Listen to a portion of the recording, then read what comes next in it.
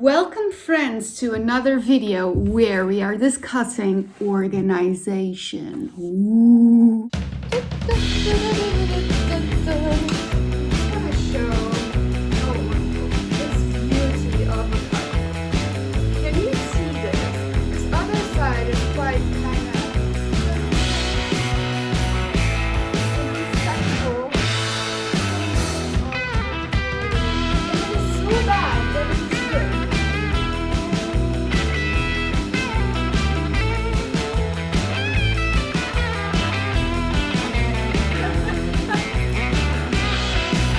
I invited Theodora over for us to discuss the nitty-gritty of her methods of planning and organization. If you watched our previous video where we discussed a little bit of where we stood in terms of planning our lives and setting goals for the year ahead, you know that I am taking steps in getting more organized because I am this typical creative spirit. And that doesn't really work if you have a lot of different projects and goals. And basically, I am a multi-channel content creator exploring topics of self-development and creative life with a set of Amsterdam. So I have my client work, but I also have my personal projects, and those are a very intricate thing in a way. Self-development I explore mostly in my newsletter, Amsterdam and Creative Life. I do it on the blog and I do it here on YouTube. And I am writing a book, and I also have social media to feed. So how do we do all of this and still keep our soul? No, but still have a social life and also hobbies. I feel like hobbies are so important, things that we do just for the sake of doing them. And also, how do we feed ourselves? Where do we find time to read and to do some self-care and to cook and all those things? Just listing what I need to do was not exactly working for me because I need to work on different things throughout the day. Theodora gave me a really nice configuration for me to be able to kind of track my days and know what I need to do each day. Get yourselves a cup of coffee or tea. This one is juicy and you're gonna want to sit down. Or you can obviously just go around the house doing your thing and just like hear us talking in the background. Anyway, thank you so much for watching. Please subscribe to this channel because I need you guys here. All by myself is not as fun, is it? Let's dive in. I stopped using my planner even. I fell back to my old ways, working a bit chaotically, which comes more natural to me. What I came to realize is that if I have a lot of open space, let's say, and if things are not specified clearly in my plan, I will not do them. Without the confines of a kind of plan or structure, you don't make projects happen. You don't execute, basically. Your work or your intentions kind of fall into two categories almost. Like you have this really cool project, that's the book. You have the client work, so they're sort of like together. And then I think what's really important for you is to keep the routines working, because indeed like that really supports everything else that happens. Get like a list of everything that needs to happen, almost like a pool of activities or themes you can work on throughout the week. And then what I would say we can do is basically start from the granular, so craft your weekly schedule, and then on the other part, so on the intervention and the implementation of your project, how can you split that and make that very tangible each day and make space and make time for that to happen. There's this concept that I don't know if you know about, it's called deep work. Deep work is basically this idea of blocking a block of time, and really in a very, very focused way, concentrating on one goal and getting work done. And I think what works very well for that is like a piece of writing, or like something that really requires concentration and requires you to like be in the zone and do it. There's different ways of doing deep work. You have the monastic approach to deep work, which is you basically block like a week every year or something, and you go and you just concentrate, you like completely isolate yourself from everything, and then you go and you work on this thing and you get it done. And there's like a lot of books that can be written like this, or like music albums. There is bimodal, it's called, approach, where you reserve a few consecutive days to do that. And then something that I think might be interesting for you is what is called the rhythmic approach.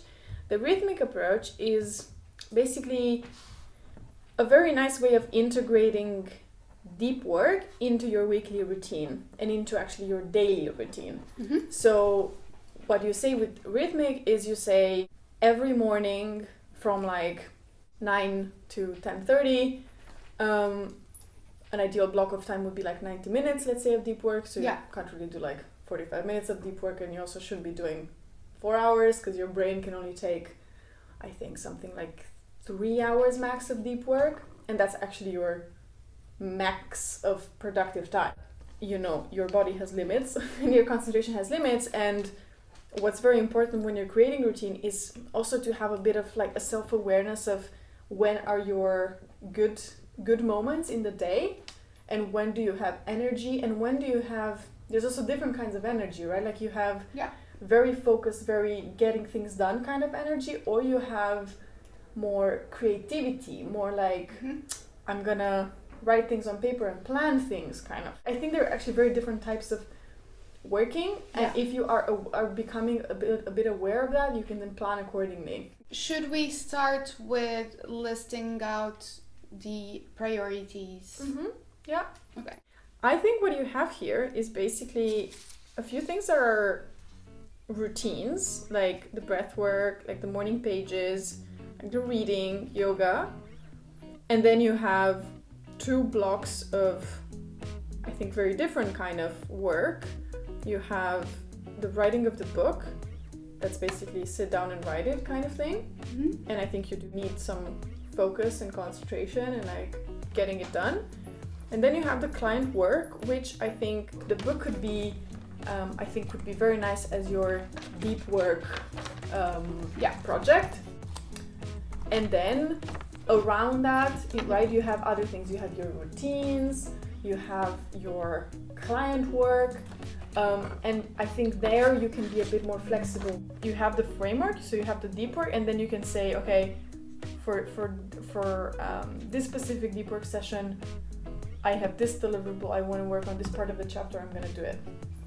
Yeah, what's also very important for this deep work is get your phone out on airplane mode, like out of your way. Yeah. So if breath work, morning pages, reading, yoga, without networking are routines, when would those happen? Like, what is the time? Mm-hmm. And can you map that like on your day? I guess a lot of them would actually happen every day, right? When do you normally do breath work and morning pages? Breath work after waking up, mm-hmm. and not immediately after, because I feed the cats and do little things, go to the toilet, etc. And then after breath work, I do morning pages. And then after morning pages, I do either client work or writing my book. But the point here is prioritizing the book. Yeah. So I think that should come right after morning pages. If you do have like a routine where you wake up kind of at the same time, then great, you can kind of also map that and say that happens from this to this. Yeah. I think it's super cool that you actually already have a morning routine, because that's also part of like making the other bits work, like the deep work part work. Mm-hmm. So I would sort of put that kind of across the week. What I sometimes do, like I just sort of make like a kind of like a block like this and say morning routine. So you know I don't that, need to specify what it is. yeah, because I used to say this is what happens, then this is what happens, and this is what happens, like meditation, Well, yoga, yeah, you're right. and it was a bit much. Like it then started to feel like a chore. So when do you find yourself being like most focused, most able to Morning. do things? Morning. My idea is to actually write Monday through Friday. Okay, that's great. Every day. Right after this morning routine that you have, takes about an hour and a half, you then plan like a 90-minute block of time where you're gonna work on the book. I really like this idea of the boxes. Yeah, You know, it's I find it also cool. It's also something very visual too. visual. It's like, okay, I have this block of time Yeah. and how do I fill it up? Yeah, what I like about it is it's flexible and while still giving you a Yeah. framework. Yeah. That deep work almost becomes part of your routine, so you do it every morning, and in 3 hours you're like Yes. progressing. Oh my god, this Every is day. what I need. Okay. Yeah.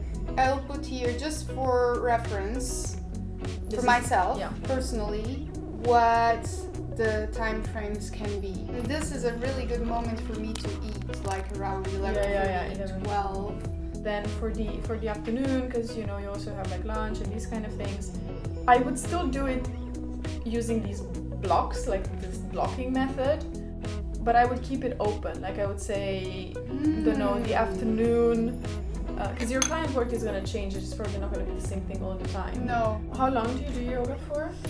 Usually anywhere from 45 minutes to 1 hour. Okay, so it does need quite a bit of. And is there a time that you need, that you prefer to do it, or are you more flexible in terms of when in the day you would do it? I am flexible. I have been doing it by the end of the day, but I don't like it as much because when I do it, say at 12, my energy levels are higher.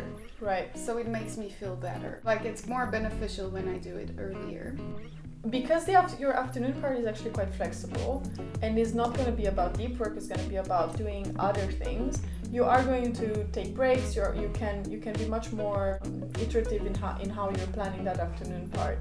You could call it an afternoon routine, which is again like a bulk of time that's dedicated to your kind of grounding, if Or you even want. just movement. Yeah. Maybe I could also integrate reading here. I think this is a good moment for reading. I would be careful with so you want. I need to read. When do I read? How are you with evening reading actually? Lately, I've been reading. I cannot read too late. If I'm already very sleepy, Yeah. sometimes reading before bed. I don't know. I guess I'll have to experiment. You can there plan a little moment that says, okay, move to bed to read at about this time. So that's like almost like your winding down time. Yeah, That could be something. that is a good idea. I find that putting reading in the middle of the day, I just don't do it, and it adds too much discipline to my day. Yeah, it's And you want like to enjoy reading. Like exactly. That's the thing It of reading. might not be a chore. Yeah.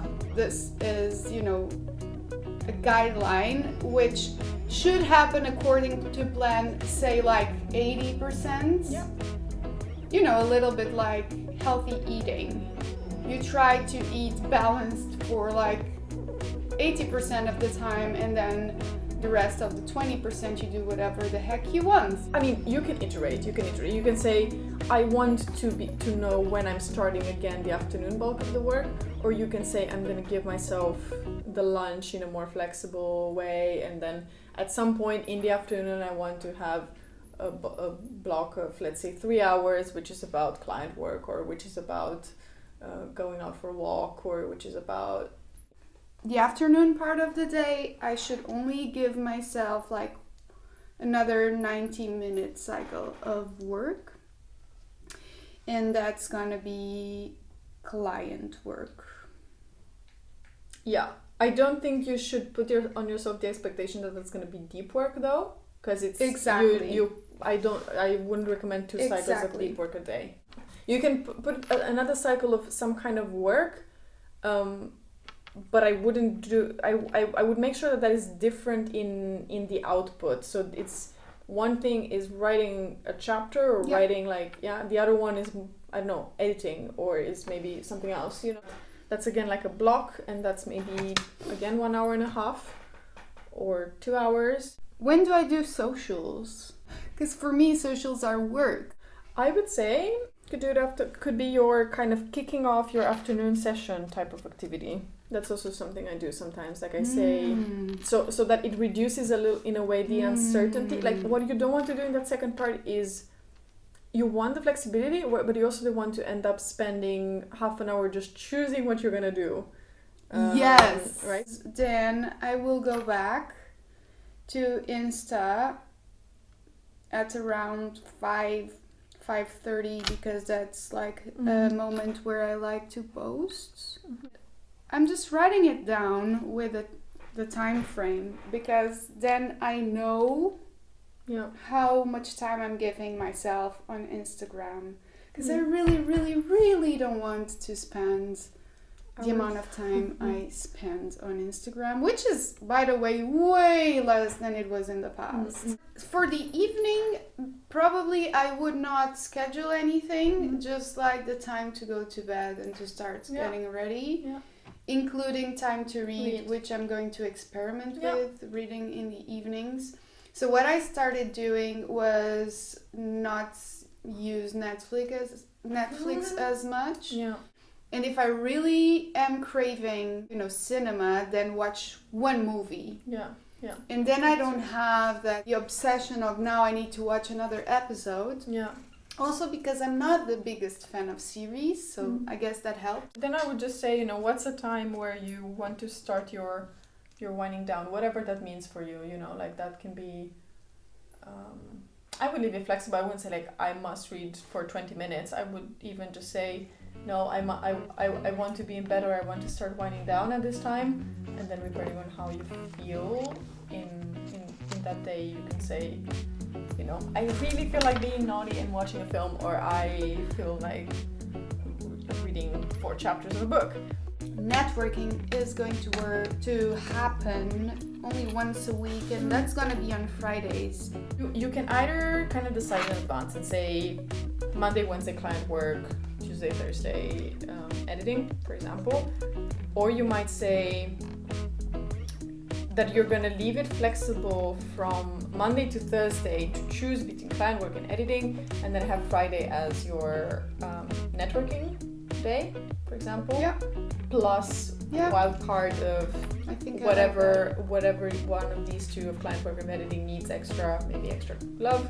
That's something that, again, in the previous video I would have said, you want themes for the day, but actually I think it works much nicer if you, again, block by type of activity and then decide what you're gonna do on the day depending on what's happening. There's 2 things that we did. So we did a schedule for the weeks in general. So now you know how your days in general are gonna look like.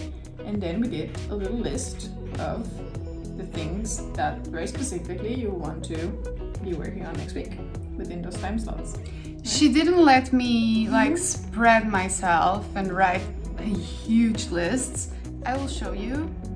I have 1, 2, 3, 4, 5 things, like focus points for next week. Let me see if I can show you. This is where I wrote the specifics of what I'm doing, and she didn't let me have more than these focus points. This is deep work, this is client work.